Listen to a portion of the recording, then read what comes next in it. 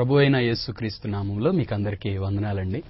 అభిషేక స్వరం అనే ఈ మా కార్యక్రమానికి మరొకసారి మిమ్మల్ని అందరినీ ప్రేమపూర్వకంగా ఆహ్వానిస్తున్నాను.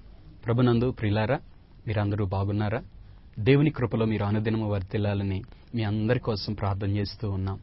దేవుడు మిమ్మల్ని ఉన్నతమైన రీతిలో దీవించబోతూ ఉన్నాడు. ప్రియులారా, నిజముగా ఈ దినాల్లో దేవుని మహాకృప మనందరి మీద ఎంతో అధికంగా ఉండటం నేను చూస్తూ ఉన్నానండి. ప్రియులారా, దేవుడు మనందరం ఎంతో ప్రేమిస్తున్న దేవుడై ఉన్నాడు. కాబట్టి మీ విషయంలో ఎప్పుడూ కూడా కృంగిపోవద్దు, నిరాశ చెందొద్దు, భయపడద్దు. దేవుడు మిమ్మల్ని బలపరుస్తాడు, ఆయన మిమ్మల్ని ధైర్యపరుస్తాడు. మీరు ధైర్యంగా ఉండండి. ఏ సమస్యలు వచ్చినా కూడా ఒక్క నిమిషం ప్రవ్వా నాకు సహాయం చేయవా అని ప్రార్థన చేయండి. దేవుడిచ్చే అద్భుతమైన విడుదల మీరు చూడగలుగుతారు. నిజంగా ప్రియులారా, దేవుడు మనల్ని అందరినీ ఎంతో ప్రేమించే దేవుడు. ఇంత ప్రేమించే దేవుడు అసలు మనకి దొరకటం అనేది ఇది నిజముగా ఎంతో గొప్ప భాగ్యం, ఎంతో గొప్ప ఆశీర్వాదం ప్రియులారా. అందుకే దేవుని యొక్క వాక్యం ఒక మాట చెప్తుంది, యెహోవా తమకు దేవుడు కాగల జనులు ధన్యులు అని చెప్తుంది ప్రియులారా. కాబట్టి ఈ గొప్ప ధన్యత అనుభవించండి, ఆనందించండి. యేసయ్య ప్రేమలో మీరు ఆశీర్వదించబడండి. ప్రియులారా, ఈ రోజు బైబిల్ గ్రంథంలో నుంచి దేవుని యొక్క వాక్యాన్ని ధ్యానం చేసుకుందాం. మార్కు సువార్త 8వ అధ్యాయం 36వ వచనం చదువుతున్నానండి. ఒకడు సర్వలోకమును సంపాదించుకుని తన ప్రాణమును పోగొట్టుకొనుట వానికేమి ప్రయోజనము? ఒకడు సర్వలోకమును సంపాదించుకుని తన ప్రాణమును పోగొట్టుకొనుట వానికేమి ప్రయోజనము? ఇక్కడ రెండు విషయాలు మనకి కనబడుతూ ఉన్నాయండి. ఒకటి సంపాదించుకుంటున్నది, రెండవది పోగొట్టుకుంటున్నది. ఏమి సంపాదించుకుంటున్నాడు అంటే సర్వలోకాన్ని సంపాదించుకుంటున్నాడంట ఈ వ్యక్తి. ఏం పోగొట్టుకుంటున్నాడంటే తన ప్రాణాన్ని పోగొట్టుకుంటూ ఉన్నాడంట. ప్రియులారా, నిజంగా మనమందరం ఎంతో ఆలోచించవలసిన వాక్య భాగం అండి ఇది. యేసుక్రీస్తు ప్రభువారి మాట ఖచ్చితంగా మనం ఆలోచించి తీరవలసిన మాట, ఆ ప్రకారం మనం జీవించవలసిన మాటలై ఉన్నాయి ప్రియులారా. ఇక్కడ సర్వలోకాన్ని సంపాదించుకున్నాడంట ఒక వ్యక్తి, కానీ తన ప్రాణాన్ని పోగొట్టుకుంటున్నాను అనే సంగతిని గురించి ఆలోచించలేకపోయాడు ప్రియులారా. యేసయ్య ఈ మాట ఎందుకు చెప్పారు అంటే, ఈ లోకంలో చాలా మంది యొక్క దృష్టి ఎలా ఉంటుంది అంటే, ఈ లోకంలో మేము అది సంపాదించుకోవాలి, ఇది సంపాదించుకోవాలి, అలా ఉండాలి, ఇలా ఉండాలని ఆలోచిస్తూ ఉన్నారు. కానీ నిత్య జీవాన్ని గురించి, పరలోకాన్ని గురించి మాత్రం ఎవరు కూడా ఆలోచించట్లేదు ప్రియులారా. ఈ లోకంలో ఎట్లోకట్ల మనం బ్రతకాలి కాబట్టి ఏదో ఒకటి మనం చేయాలి అని ఎంతో ప్రయాసపడి జీవిస్తున్న వారున్నారు. కొంతమంది అయితే రాత్రింబగళ్ళు కూడా ఎంతో కష్టపడి పనిచేసేవారుగా ఉన్నారు ప్రియులారా. అయితే ఒక మాట మాత్రం నేను చెప్తున్నాను, మీరు ఎంత కష్టపడినా, ఏ పని చేసినా, ఎంత సంపాదించినా మనం సంపాదించుకోవలసినది ఇంకొకటి ఉన్నది. దాని విషయమై ఎన్నడూ మనం నిర్లక్ష్యం చేయకూడదు ప్రియులారా.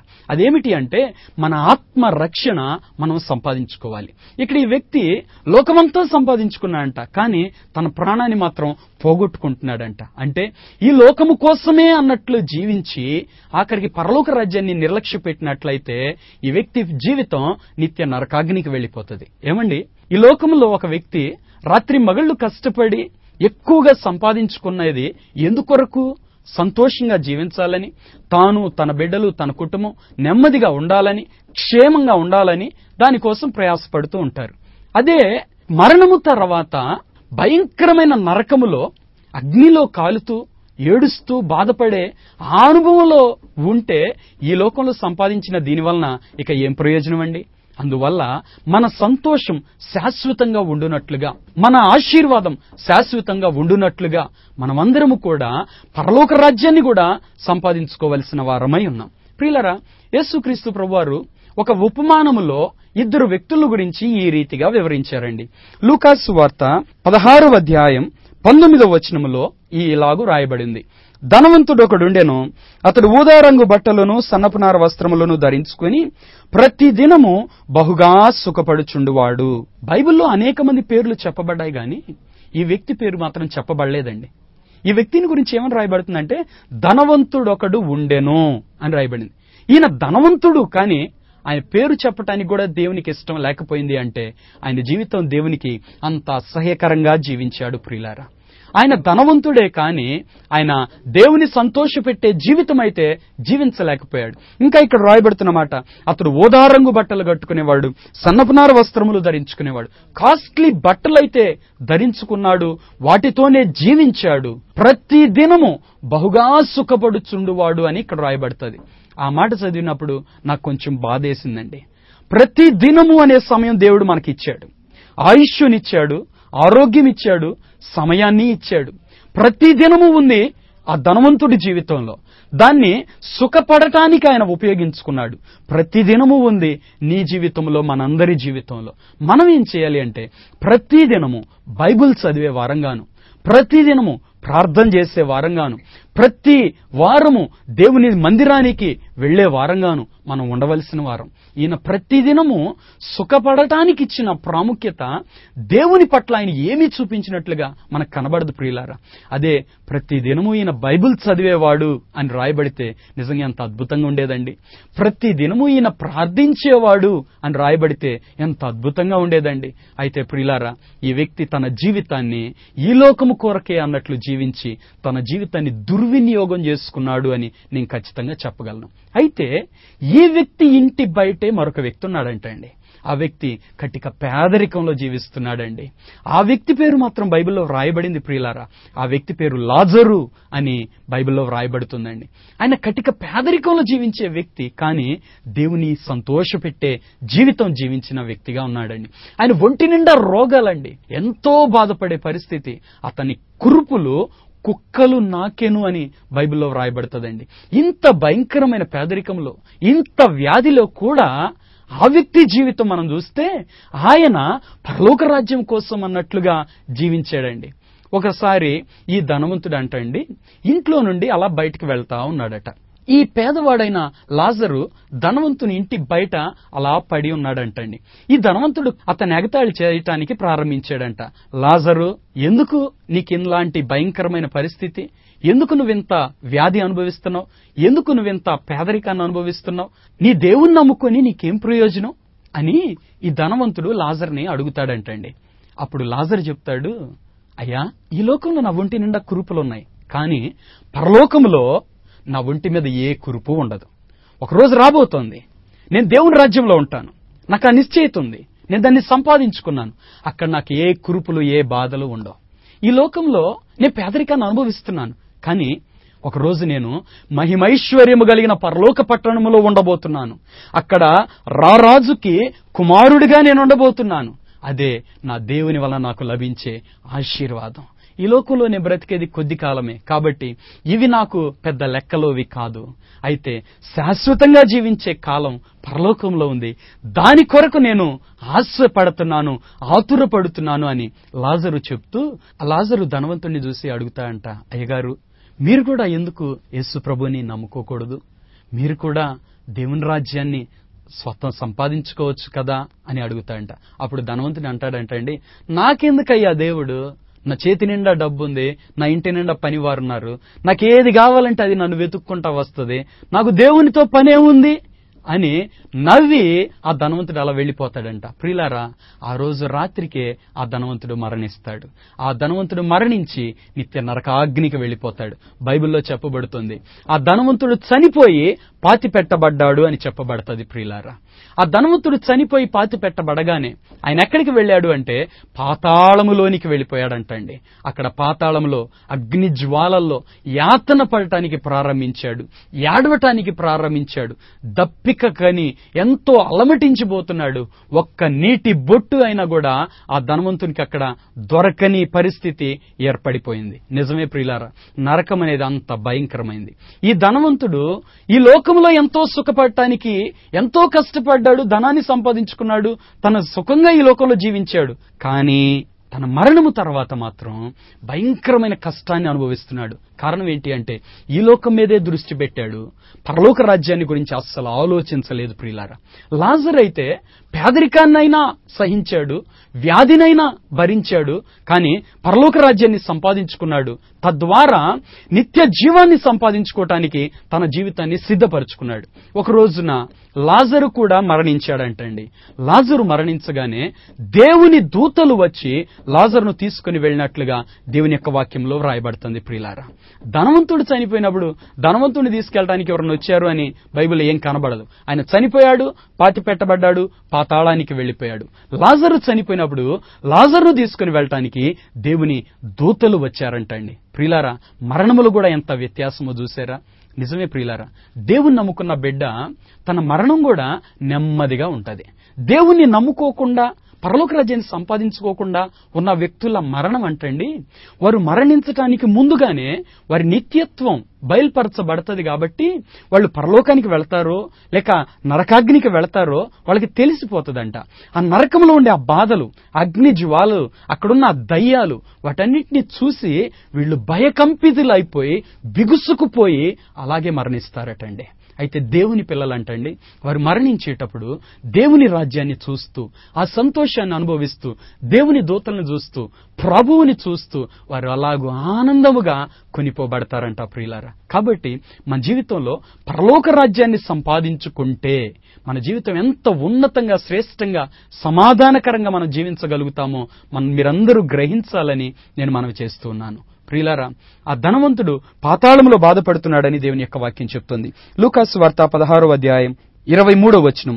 అప్పుడు అతడు పాతాళంలో బాధపడుచు కన్నులెత్తి దూరము నుండి అబ్రహామును అతని రొమ్మున ఆనుకొని ఉన్న లాజరును చూచి, తండ్రివైన అబ్రహామా, నా యందు కనికరపడి తన వ్రేలి కొనను నీళ్లలో ముంచి ఈ నాలుకను చల్లార్చుటకు లాజరును పంపుము, నేను ఈ అగ్నిజ్వాలలో యాతన పడుచున్నానని కేకలు వేసి చెప్పాను. ప్రియులారా, ఈ లోకంలో ధనవంతుడికి ఇంటి నిండా పనివారుంటారు గాని నరకములో సహాయం చేసేవాళ్ళు ఎవరూ లేరండి. కనీసం ఒక్క నీటి బొట్టు ఇచ్చే ఆ దిక్కు కూడా లేని పరిస్థితి ఏర్పడిపోయింది. ప్రియులారా, ధనవంతుడిగా జీవించిన వ్యక్తి దరిద్రుడిగా ముగించాడు, దరిద్రుడిగా జీవించిన వ్యక్తి ధనవంతుడిగా ముగించాడు. మన కన్నులు దేని మీద ఉండాలి అంటే మన మరణం తర్వాత ఉండబోయే ఆ నిత్యత్వం మీద ఉండాలి ప్రియులారా. అప్పుడు దేవుని రాజ్యాన్ని మనం సంపాదించుకోగలుగుతాం. ధనవంతుడు బాధపడుతూ ఉన్నాడు. లాజరు అయితే అంటండి, అబ్రహాము రొమ్మున ఆనుకొని అక్కడ శ్రేష్టమైన రీతిలో సమాధానకరంగా కనబడుతున్నాడు. వ్యాధులు లేవు, బొబ్బలు లేవు. ఇక్కడైతే ఒంటి నిండా కురుపులు, అక్కడ ఏ కురుపు కూడా లేదు, సమాధానంగా ఉన్నాడు. అంతేకాదండి, లాజరు మహిమలో ప్రకాశిస్తూ ఉంటాడు, మహిమ వస్త్రములు ధరించి ఉంటాడు. ధనవంతుడైతే ఈ అగ్నిజ్వాలలో కాలిపోతూ కేకలు వేస్తూ చీకటిలో ఉంటున్నాడు. లాజరేమో వెలుగులో దేవుని మహిమలో ఉంటున్నాడు. ప్రియులారా, ఈ వ్యత్యాసాన్ని చూసినప్పుడు ధనవంతుడికి ఇంకా బాధేస్తుందండి. ఏడుస్తా ఉన్నాడు, కేకలు వేస్తా ఉన్నాడు. ఎందుకంటే అయ్యో, నా జీవితంలో నేనెందుకు సంపాదించుకోలేదు? లాజరు చెప్పిన మాటలు ధనవంతుడి చెవిలో ప్రతిధ్వనిస్తూ ఉన్నాయండి. అప్పుడు ఇంకా బాధ ఎక్కువైపోతా ఉంది. నిజమే ప్రియులారా, ఈ లోకంలో అంట సువార్త వింటున్నప్పుడు, దేవుని యొక్క వాక్యం వింటున్నప్పుడు, దేవుని సేవకులుగా మాబోటి వారు దేవుని యొక్క వాక్యాన్ని బోధించేటప్పుడు విని కొంతమంది నిర్లక్ష్య పెట్టి వెళ్ళిపోతారు చూడండి. వీళ్ళందరూ నరకంలో అంట ఆ మాటలు జ్ఞాపకం వచ్చి ఇంకా భయంకరంగా ఏడుస్తారంట. ఎందుకంటే అయ్యో, దేవుని వాక్యం మా దగ్గరకు వచ్చింది, ఆ రోజు దేవుని గురించి మాకు తెలియపరచబడింది, ఆ రోజే మేము నమ్ముకుని ఉంటే ఎంత బాగుండేది, ఆ రోజే మా జీవితాన్ని మార్చుకుని ఉంటే ఎంత బాగుండేది, ఇప్పుడు మా జీవితమే మార్చుకోలేనందు చేత నిత్య నరకాగ్నికి వచ్చి ఇక్కడ ఇంత బాధపడుతున్నామని కేకలు వేస్తారంటండి. అప్పుడు ఆ ధనవంతుడు అంటాడండి, లాజర్ని, ఆ తండ్రి అయిన అబ్రహాముని వారిని చూసి ఆయన బాధ అనుభవిస్తూ ఆయన చెప్పే మాట ఏంటంటే, అయ్యా, నేను నా జీవితాన్ని ఎలాగూ ముగించుకున్నాను, కానీ నాకు భూలోకంలో 5 సహోదరులు ఉన్నారు. 5 వాళ్ళు కూడా నాలాగే జీవిస్తున్నారు. వాళ్ళు కూడా మరణించి ఈ యాతనకరమైన స్థలానికి వాళ్ళు రాకుండా ఉండేటట్లు దయచేసి లాజర్ని భూలోకానికి పంపించవా అని ధనవంతుడు అడుగుతాడంటండి. ధనవంతుడితోటి అబ్రహాము చెప్తాడు, భూలోకములో దేవుని సేవకులున్నారు, ప్రవక్తలున్నారు. వారు చెప్పే మాటలు వాళ్ళు వినాలి. ఒకవేళ వాళ్ళు చెప్పిన మాట వాళ్ళు వినకపోతే వారు కూడా నీలాగే ఈ నిత్య నరకాగ్నికి వచ్చేస్తారు అని తండ్రి అయిన అబ్రహాము ఆ ధనవంతునితో చెప్తాడట. అప్పుడు ధనవంతుడు అంటాడు, అట్లా కాదు తండ్రి, మృతులలో నుండి లాజరు వెళ్ళి చెబితే ఒకవేళ వాళ్ళు నమ్ముతారేమో అని ఆ ధనవంతుడు అంటాడట. ప్రియులారా, నేను ఇటువంటి కూటాలకు, ఇటువంటి వాక్య సందేశాలకు అర్థాన్ని నేను ఏమని భావిస్తాను అంటే, ఒకవేళ నరకములో ఉన్న వారి ఘోష, వారి బాధ, వారు వేసే కేకలు, వాటిని భూలోకంలో వారు ఎవరూ అనుభవించకూడదని దేవుడు మానవులందరినీ ప్రేమించి చేసిన ఏర్పాటే ఈ సువార్త సందేశాలండి. నిత్య నరకాన్ని గురించి ఎందుకు హెచ్చరించాలి ఈ లోకంలో ఒక మానవుణ్ణి అంటే, మరణము తర్వాత నువ్వు అక్కడికి వెళ్ళకూడదు అని. పరలోకాన్ని గురించి ఎందుకు హెచ్చరించాలి అంటే, నీ మరణము తర్వాత నువ్వు దేవుని రాజ్యంలో ఆనందంగా ఉండాలని. దేవుడు మనల్ని ప్రేమిస్తున్న దేవుడు ప్రియులారా. మనం చిన్న బాధ అనుభవించినా ఆ ప్రేమ కలిగిన దేవుడు తట్టుకోలేడండి. అటువంటి దేవుడు నిత్య నరకాగ్నికి మనం వెళ్ళటాన్ని చూసి తట్టుకోలేక ఆయనే ఈ లోకానికి వచ్చి మనందరి కోసం బలియాగము చేసి ఆయన తన ప్రాణాన్ని పెట్టాడు ప్రియులారా. భూమికి ఆకాశానికి మధ్యలో 3 రేకులతో వ్రేలాడాడండి యేసయ్య. ఆయన దేవాతి దేవుడు, రాజులకు రాజు, ప్రభువులకు ప్రభువు, మహిమగల సింహాసనం మీద కూర్చొని శాసించగలిగిన సమర్థుడు, నోటి మాటతో సృష్టిని చేసిన దేవుడు. కానీ ప్రియులారా, అంత దినాతి దినముగా ఆయన మరణించటానికి కారణం ఏంటో తెలుసా? నరకములో వారు వేసే కేకలు, వారు చేసే ఆ ఆక్రందన, దాని నుండి భూలోకంలో ప్రజలు విడిపించబడాలని ఆయన బలియాగము చేసి ఆ సువార్త ఈరోజు మనందరికీ వినిపించబడటానికి ఇటువంటి సాధనములుగా దేవుడు మనకు ఏర్పాటు చేశాడండి. ఈరోజు టీవీల ద్వారా సువార్త వినిపించబడుతుంది, కరపత్రికల ద్వారా సువార్త వినిపించబడుతుంది. వ్యక్తిగతంగా దేవుని సేవకులు వచ్చి ఒక్కొక్కరిని బ్రతిమలాడుతూ వాక్యాన్ని చెప్తున్నారు. అలాగే అనేక రీతులుగా దేవుని యొక్క వాక్యం మీ వద్దకు వస్తుంది. ప్రియులారా, నేటి దినాల్లో యేసుక్రీస్తు ప్రభు గురించి తెలియని వారు బహు కొద్ది మంది ఉన్నారు. చాలా మంది నిర్లక్ష్య పెట్టి తెలుసుకోకుండా ఉన్నవారిగా ఉండిపోతున్నారు. ప్రియులారా, నిత్య నరకాన్ని గురించి ఒక సహోదరికి వచ్చిన దర్శనములో ఎలా కనబడుతుందంటే అండి, ఇసుకంతా గుప్పెడి తీసుకొని ఇలా విసిరేస్తే ఎన్ని రేణువులు పడతాయో, నరకములో పడే ఆత్మలంట ఒక సెకనుకి ఈ భూలోకం నుండి అంతమంది పడుతున్నారంటండి. ఒక సేవకునికి వచ్చిన దర్శనంలో అయితే 1:1000 అని చెప్పబడింది. అంటే పరలోకం కోసం తమ జీవితాన్ని సిద్ధపరచుకుంటున్న వారు, పరిశుద్ధ మార్గంలో నడిచేవారు ఒక వ్యక్తి ఉంటే, నరకానికి వెళ్లి తమ జీవితాన్ని పోగొట్టుకుంటున్న వారు 1000 మంది ఉన్నారంట. కాబట్టి ప్రియులారా, ధనవంతుల్లా మన జీవితాన్ని నిర్లక్ష్య పెట్టకుండా ఉండునట్లు ఇప్పుడు మనందరికీ కూడా ఈ వాక్యం తెలియజేయబడుతోంది. ప్రియులారా, నా 19వ ఏట నేను మారు మనసు పొందడం జరిగింది. 19వ ఏట దేవుడు నన్ను దర్శించాడు. ఆ రోజు నుండి నేను పరలోక రాజ్యాన్ని సంపాదించుకొని దేవుని కొరకు నమ్మకంగా జీవించడానికి పరిశుద్ధాత్మ దేవుడు సహాయం చేస్తూ ఉన్నారు. అలాగే ఈ కార్యక్రమం చూస్తున్న మీలో కూడా అనేక మంది ఎప్పుడో దేవుడు మిమ్మల్ని దర్శించాడు. కొంతమంది మారు మనసు పొందిన వారున్నారు, వారు తమ రక్షణను కొనసాగిస్తున్న వారున్నారు. మీ కళ్ల ముందుగా అటువంటి నీతిమంతులు మీరు చూస్తూ ఉన్నప్పుడు, పరిశుద్ధులు మీరు చూస్తూ ఉన్నప్పుడు, మీరు త్వరపడి మారు మనసు పొందటానికి ప్రారంభించండి. ఎందుకంటే ధనవంతుని కళ్ళ ముందు లాజరుని చూశాడు, లాజరు చెప్పింది ధనవంతుడు విన్నాడు, లెక్క చేయనందుచేత ఆయన పాతాళానికి వెళ్ళిపోయాడు. లెక్క చేసుంటే ఈయన కూడా పరలోక రాజ్యానికి వచ్చేవాడు. కాబట్టి ఈరోజు ఈ వాక్యం చూస్తున్న మీరందరూ కూడా పరలోక రాజ్యాన్ని సంపాదించుకోవటానికి మీరు త్వరపడాలని మనం చేస్తున్నాను. ఆ ధనవంతునితోటి అక్కడ తండ్రి అయిన అబ్రహాము చెప్పాడు, మరుతులలో నుండి ఒక వ్యక్తి వెళ్లి చెప్పినా వాళ్ళు వినరు అన్నాడు. నిజమే ప్రియులారా, ఒకవేళ చనిపోయిన వ్యక్తి లేచి వచ్చి చెప్పాడు అనుకో, నువ్వు చచ్చిపోయావా అని ఎగతాళి చేస్తారేమో.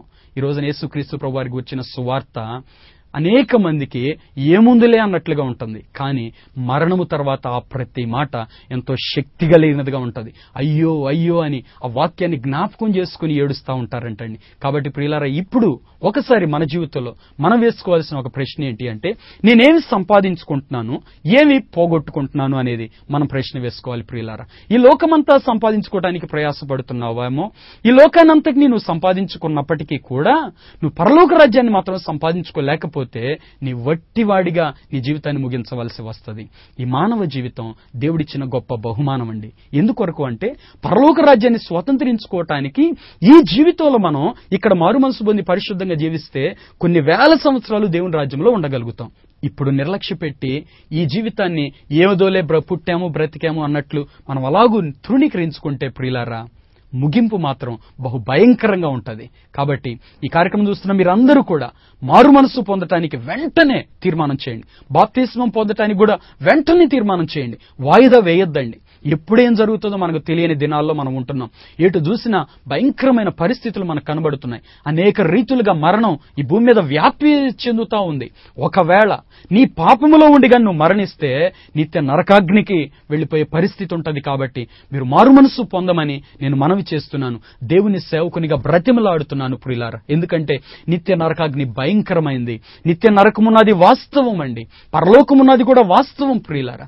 రష్యాలో సైంటిస్టులు భూమిని త్రవ్వినప్పుడు భూమి అడుగు భాగంలో నిత్య నరకాన్ని నిజముగా కనుగొన్నారు. దేవుడు నరకాన్ని గురించి, పరలోకాన్ని గురించి కూడా అనేక దర్శనాలు తేటగా మనకి తెలియజేస్తూ ఉన్నాడండి. కారణం ఏంటి అంటే నరకాన్ని గురించి హెచ్చరించబడాలి, పరలోకాన్ని గురించి మనం తెలుసుకోవాలి, నరకము నుండి తప్పించబడాలి, పరలోక రాజ్యాన్ని మనం అందరము స్వతంత్రించుకోవాలి. ప్రియులారా, మన మీద దేవునికి ఇంత ప్రేమ ఎందుకు అంటే ఒక మాట చెప్తానండి. మనమందరం కూడా ఆయన పోలికలో చేయబడ్డాం, ఆయన ఆత్మను కలిగిన వరంగా ఉన్నాం. ఆయన మనల్ని ప్రేమించి పుట్టించాడు, ప్రేమించి చేసుకున్నాడు. కాబట్టి ఆయన మనల్ని అందరినీ ఎంతో ప్రేమిస్తున్నాడు. మొదటి మానవుడైన ఆదామునైతే దేవుడు తనతోనే ఉంచుకున్నాడండి. ప్రతిరోజు చల్లపూట దేవుడు వచ్చి ఆదాముతోటి మాట్లాడేవాడట. ఆదాము దేవుడు కలిసి సహవాసం చేసేవాడు. ఎప్పుడైతే ఆదాము తినవద్దన్న పండు తిని దేవునికి దూరం అయిపోయాడో ప్రియులారా, అక్కడి నుంచి మానవునికి దేవునికి ఎడబాటు వచ్చిందండి. పాపము దేవుణ్ణి మానవుణ్ణి వేరు చేసేసింది ప్రియులారా. ఈ రోజుల్లో కూడా పాపమును సంపాదించుకుంటూ దేవునికి దూరం అవుతున్న కొంతమంది దేవుని బిడ్డలను చూసినప్పుడు దేవుడు ప్రేమతో తన 2 చేతులు చాచి పిలుస్తున్నాడు. లోబడనొల్లని ప్రజల వైపు దినమెల్లా నా చేతులు చాపుచున్నాను అని చెప్తున్నాడు. బూదిగంత నివాసులారా, నా వైపు చూసి రక్షణ పొందండి అని చెప్తాడు. నా యొద్దకు రండి, నేను మీకు విశ్రాంతి కలుగజేతును అని చెప్తాడు. నా యొద్దకు వచ్చువాన్ని నేను ఎంత మాత్రము త్రోసివేయను అంటాడు. ప్రియులారా, దేవుడు మనల్ని ఇంతగా ఎందుకు ప్రేమిస్తున్నాడు అంటే ఒక్క క్షణం దేవుడు మనల్ని విడిచిపెడితే మన పరిస్థితి ఏమైపోతుందో ఆయనకు బాగా తెలుసండి. మనం నిత్య నరకాగ్నికి వెళితే మనం ఎంత బాధపడతామో ఆయనకు బాగా తెలుసండి. అందుకోసం ఆయన మనల్ని విడిచిపెట్టట్లేదు ప్రియులారా, మనల్ని ప్రేమిస్తున్నాడు. ఇంకా తన వద్దకు రమ్మనే పిలుస్తున్నాడండి.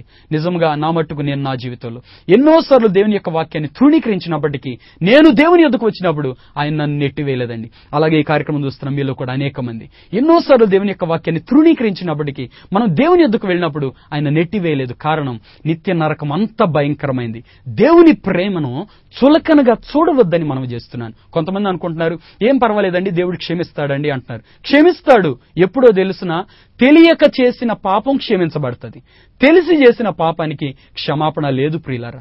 కాబట్టి మారుమనస్సు పొందటం ఎంతో అవసరం, పరలోక రాజ్యాన్ని సంపాదించుకోవటం ఎంతో అవసరం. యేసయ్య చెప్తున్నాడు, ఆ రోజున ఒక వ్యక్తి సర్వలోకం సంపాదించుకొని తన ప్రాణాన్ని పోగొట్టుకుంటే వానికి ఏం ప్రయోజనం అని చెప్తున్నాడు. కాబట్టి ప్రియులారా, మనం కూడా దేవుని రాజ్యాన్ని సంపాదించుకుందాం. ఈ లోకంలో ఎన్ని కష్టాలు వచ్చినా, ఎన్ని ఇబ్బందులు వచ్చినా ఏం పర్వాలేదండి, ఇవన్నీ కొద్ది కాలమే, ఇవాళ ఉంటాయి, రేపు పోతాయి. దేవుని యొక్క వాక్యం చెప్తుంది, సాయంకాలమే ఏడ్పు వచ్చి రాత్రి ఉన్నా ఉదయానికి నీకు సంతోషం కలుగుతుంది అని దేవుని యొక్క వాక్యం చెప్తుంది. నిజంగా ఒక అద్భుతమైన మాట చెప్తాను. నిన్నటి దినాన్ని మీరు ఏ సమస్య తలుచుకొని కుమిలిపోయి ఏడ్చారో ఈ రోజు మీరు మరలా దాన్ని బట్టి ఏడవండి చూద్దాం. ఏడవలేరండి, ఎవరు కూడా ఏడవలేరు. ఎందుకో తెలుసా, అది నిన్నటిది గతించిపోయింది. ఈ లోకంలో ఉండే ప్రతి పరిస్థితి అలాగే ఉంటుంది ప్రియులారా. శాశ్వతమైంది దేవుని రాజ్యము, దేవుని సమాధానం, దేవుని సంతోషం. కాబట్టి మనం ఈ లోకంలో ఉండగానే ఆ మహిమను పొందుకోవాలి, ఆ సంతోషం పొందుకోవాలి, ఆ రాజ్యాన్ని సంపాదించుకోవలసిన వారమై ఉన్నాం. క్రిందనున్న పాతాళమును తప్పించుకోవాలని బుద్ధిమంతుడు పరమునకు పోయే జీవ మార్గంలో నడుచుకుంటాడని దేవుని యొక్క వాక్యం చెప్తుంది. ఇప్పుడు దేవుని యొక్క వాక్యం విన్న మీరు ఇప్పుడే ఒక తీర్మానం చేయండి, నిత్య నరకము నుండి బయటికి రండి. ఎందుకంటే పాపంలో ఉన్న ప్రతి వ్యక్తి ఎక్కడున్నాడంటే నరకానికి వాకిటికి దగ్గరగా ఉన్నాడంట ప్రియులారా. ఒకరోజు ఒక వ్యక్తి అంటండి చుట్టలు తాగుతా ఉన్నారట. ఆ వ్యక్తి నేను పరలోకం పోతానని వెళ్తా ఉన్నాడట. వెళ్తుంటే ఆయన వెనకంట టకటక వస్తున్న శబ్దం వినబడుతుందంటండి. ఏమిటి శబ్దం అని వెనక్కి తిరిగి చూస్తే భూలోకంలో ఈయన కాల్చి పడేసిన చుట్టముక్కలన్నీ ఈయన వెంటబడి నడుచుకుంటా వస్తున్నాయంట. ఈయన పరలోకం పోదామని అలాగే వెళ్ళబోతుంటే ఆ చుట్టముక్కలన్నీ వచ్చి అడ్డంగా నిలవబడి ముందు మా సంగతి తేల్చి తర్వాత వెళ్ళు అన్నాయంట. ప్రియులారా, ఈ ఉపమానం నేను మీతో ఎందుకు చెప్తున్నానంటే, ఈ లోకంలో నువ్వు చిన్న చుట్ట ముక్కనో లేదంటే బీడీనో సిగరెట్నో వాటిని జయించలేకపోతే నువ్వు పరలోకానికి వెళ్లకుండా అవి నిన్ను అడ్డుకోగలుగుతాయి. పాపం పరలోకానికి చేరకుండా అడ్డగించగలుగుతుందండి. కాబట్టి ఈ లోకంలో ఉండగానే మారు మనసు పొందడం ఎంతో క్షేమం. ఈ లోకంలో ఉండగానే ప్రతిదాన్ని విడిచిపెట్టండి. విడిచిపెడితే కొద్ది రోజులే మనకి పోరాటం, ఆ తర్వాత మనకి జయమిస్తాడు దేవుడు. దేవుని కొరకు నమ్మకంగా జీవించండి, మీ పరిశుద్ధత కాపాడుకోండి, దేవుని రాజ్యాన్ని సంపాదించుకోండి. తద్వారా దేవుని రాజ్యంలో నిరంతరము ఆనందించేవారుగా మీరందరూ ఉండాలి. అలాగూ పరిశుద్ధాత్మదేవుడు మీ అందరి జీవితంలో కార్యము జరిగించును గాక. ప్రార్థన చేసుకుందాం. ప్రేమ కలిగిన మా తండ్రి, కృప కలిగిన మా ప్రభువా, నీకు వందనాలు, స్తోత్రాలు. ఈ కార్యక్రమం చూస్తున్న మా ప్రియులందరినీ మీరు దర్శించమని ప్రార్థన చేస్తున్నాను నాయన. నా తండ్రి, ఏమి సంపాదించుకుంటున్నామో, ఏమి పోగొట్టుకుంటున్నామో మీరు ఇంత తేటగా మాట్లాడినందుకే నీకు వందనాలు, స్తోత్రాలు. ప్రభా, ఈ రోజు మొదలుకొని ఈ బిడ్డ యొక్క ఆత్మీయ నేత్రాలు తెరవబడి నా తండ్రి పరలోక రాజ్యం వైపు చూస్తూ ప్రభా, ఆ పరలోక రాజ్యాన్ని సంపాదించుకోవటానికి కృప చూపించమని ప్రార్థన చేస్తున్నాను నా తండ్రి. ఎవ్వరూ నీకు దూరంగా జీవించనీయద్దయ్యా. ఒకవేళ ఎవరైనా వెనుకకు జారి ఉంటే అయ్యా, త్వరపడి నీతో సమాధానపరచబడటానికి కృప దయచేయండి తండ్రి. అయ్యా, ఈ కార్యక్రమం చూస్తున్న ప్రతి బిడ్డను దర్శించండి. అనారోగ్యంతో బాధపడుతున్న వారు ఉంటే యేసు నామములో స్వస్థపరచండి ప్రభా. నాయన, వారి ప్రతి బలహీనత నుండి విడుదల దయచేయండి ప్రభా. ఎవరెవరైతే పాప బంధకాల్లో బంధించబడ్డారో యేసు నామములో వారి బంధకాలు త్రెంచివేయండి నాయన. వారికి విడుదల దయచేయమని ప్రార్థన చేస్తున్నాను తండ్రి.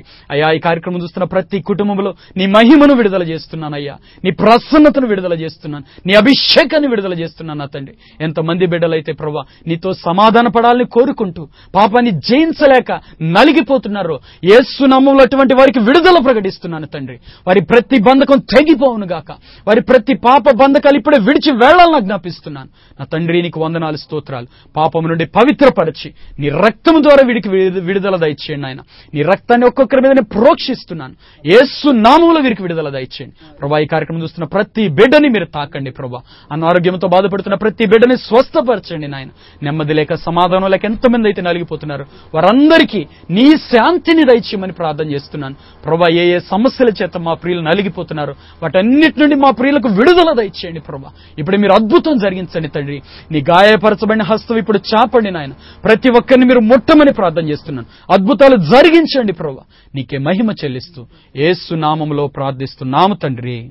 ఆమేన్.